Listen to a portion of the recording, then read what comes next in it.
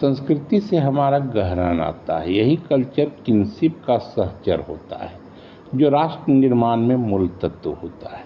संस्कृति से आध्यात्म भी अवलोकित होता है, जैसा कि पूर्व के विद्वान इसे मानते हुए यहाँ तक कह दिया है कि सही मानव संस्कृति के सांचे में ही ढलकर निकलता है। संस्कृति ही सभ्यता को लाता है, संस्कृति ही सभ्य परिवार को बनाता है और सभ्य परिवार राज्य का निर्माण करता है। खैर यह श्रृंखला संस्कृति के नदी के रूप में अनवरत प्रवाहित होते रहती है। मित्रों, संस्कृति के अंतर्गत आज का विषय आदिवासियों की पारंपरिक परिधान। भारतीय संस्कृति रंग बिरंगी परंपरा के सापेक्ष बहुत ही समृद्ध एवं संपन्न रही है।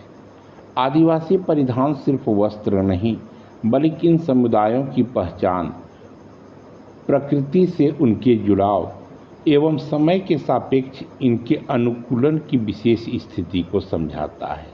अगर प्राचीन काल से इन परिधानों के विकास गाथा को समझा जाए तो पत्तियों, पेड़ों की छाल और घास तथा जानवरों के खाल से प्रारंभ होकर ये वस्त्र परिधान अपने विकास क्रम को अनवरत जारी रखे रहा।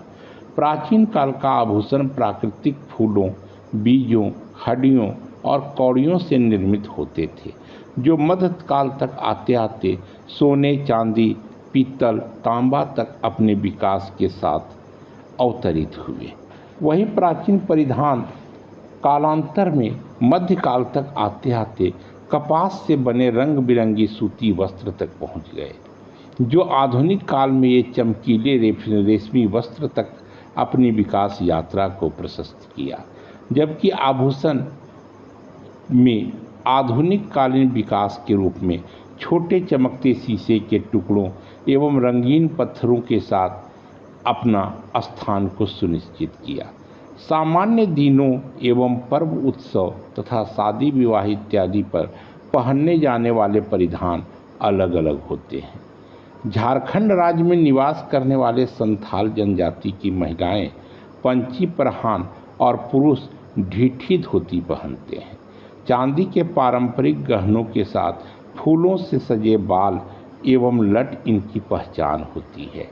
डाहर और सोहराय इनका मुख्य नृत्य होता है, जबकि प्रकृति के प्रखर पूजक मुंडा जनजाति हाथ से बने सूती वस्त्र ही पहनना पसंद करते हैं। चांदी के भारी भरकम आभूषण जैसे तड़ और हंसुली के साथ जदूर और कर्मा इनका मुख्य नृत्य होता है। उरांव जनजाति के पारंपरिक परिधान खड़िया के नाम से जाना जाता है। जतरा उत्सव के दौरान ये विशेष नृत्य परिधान पहनते हैं, जबकि हो समुदाय की वेशभूषा रंग बिरंगी होती है। माघे इनका मुख्य नृत्य है।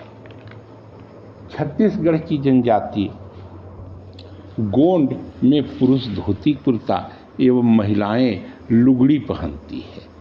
कौड़ियों, मोतियों एवं चांदी आदि के आभूषण को पसंद करने वाली यह जनजाति कर्मा एवं सुआ नृत्य करती है।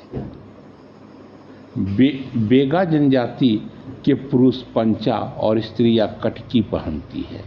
करिया, मनके और कौड़ियों के आभूषण ये धारण करते हैं। हलवा जनजाति रंग बिरंगी वस्त्रों के साथ कांसे से बने गहने पहनते हैं, तो वहीं माड़िया या मुरिया जनजाति काष्ठ शिल्पकला एवं गौर नृत्य के साथ जानी जाती है। प्राकृतिक पत्तियों एवं जानवरों के सींगों से बने मुकुट, हेड गियर इनके मुख्य आभूषण होते हैं, जबकि यहीं पाए जाने वाले भतरा जनजाति पूरी तरह से कृषक जनजाति होते हैं। सूती वस्त्र एवं चांदी से बने आभूषण ये धारण करते हैं। पूर्वोत्तर भारत के नागा जनजाति लाल और काले धारियों वाले वस्त्र, जिसे तसुकांगसी कहा जाता है, पहनते हैं एवं हाथी के दांत, जंगली सुअर के बाल, शंख एवं रंग बिरंगी मोतियों से बने आभूषण को धारण करते हैं। मेघालय की खासी जनजाति की स्त्रियां जैनसेम नामक पारंपरिक पोशाक पहनती है। असक की ही असम की ही आओ या अहोम जनजाति मेखला चादर के लिए जानी जाती है। आभूषणों में घोलोरी और जोम्बिरी नामक पारंपरिक गहने ये जनजातियां पहनती है। मिजोरम की मिजो जनजाति पुआन नामक पारंपरिक वस्त्र पहनते हैं। अरुणाचल की अपातानी जनजाति में पुरुष परिधान लंबी और स्त्री परिधान जिली के नाम से जाना जाता है। मित्रों, दुनिया भर में ट्राइबल ग्रुप्स हैं जो अपने अनोखी संस्कृति एवं परिधान से जाने जाते हैं।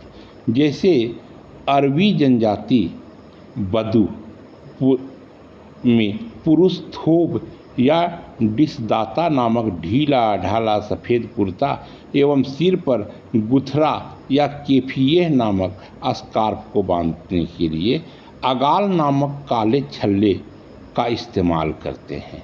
महिलाएं अबाई नामक काले रंग की लंबा गाउन पहनती है।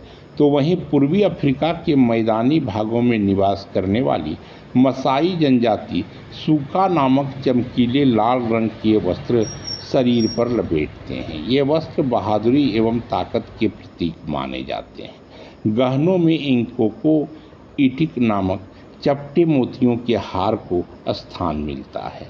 इनके पारंपरिक नृत्य अदुमु या जंपिंग डांस कहलाता है।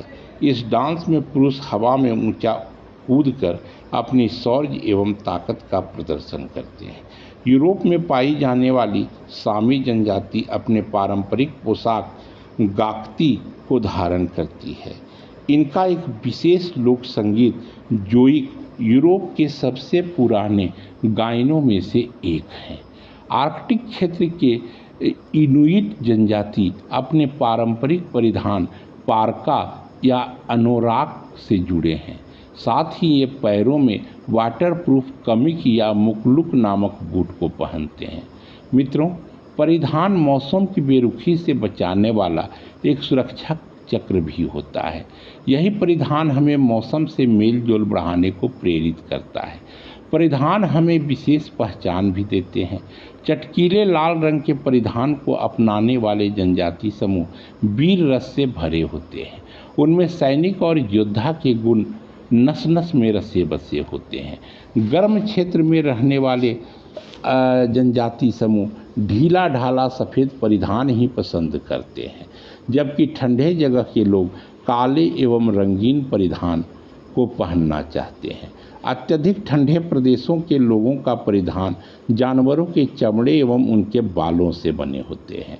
आनी जैसी स्थिति वैसा ही परिधान, जैसी मौसमी विषमता वैसा ही अनुकूल पहनावा, वैसा ही अनुकूल खान पान, वैसी ही संस्कृति।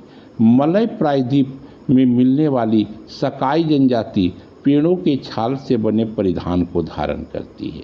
कुछ और जनजाति जो अपने पारंपरिक परिधानों में जानवरों के चर्म एवं पेड़ों के छाल को शामिल करती है, ये हैं अफ्रीका की पिग्मी जनजाति, बुशमैन जनजाति और जुल्लू जनजाति एवं अन्य इसी प्रकार की जनजातियाँ।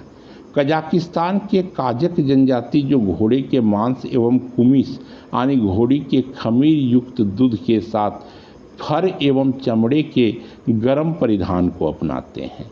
मित्रों, परिधान संस्कृति हमें बहुत कुछ समझा देती है।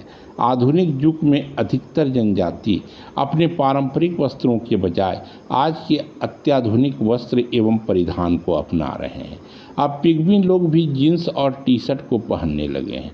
हाँ, कुछ एक ऐसी जनजातियां ही बची हैं जो आधुनिकता की इस चकाचौंध में भी अपनी पारंपरिक अवस्था को बनाए हुए हैं। फिर भी यह सर्वसम्मत है कि परिधान संस्कृति अपनी पहचान के साथ एक और जहां आधुनिकता का अलख जगा रहा है, तो वहीं अपनी पारंपरिकता को सदा अक्षुण्ण भी रख रहा है। सचमुच संस्कृति अनुपम है। संस्कृति के बिना हम तो होंगे पर बिल्कुल ही पशुवत, बिल्कुल ही चेतनाहीन एवं बिल्कुल ही अविकसित। तो संस्कृति को बचाएं, तभी हम होमोसेपियंस बने रहेंगे। अन्यथा चिंपांजी, लिएंडरथाल तो हमारे नज़दीकी रिश्तेदार हैं ही। जो विकास की इस दौड़ में पिछड़ गए थे। धन्यवाद।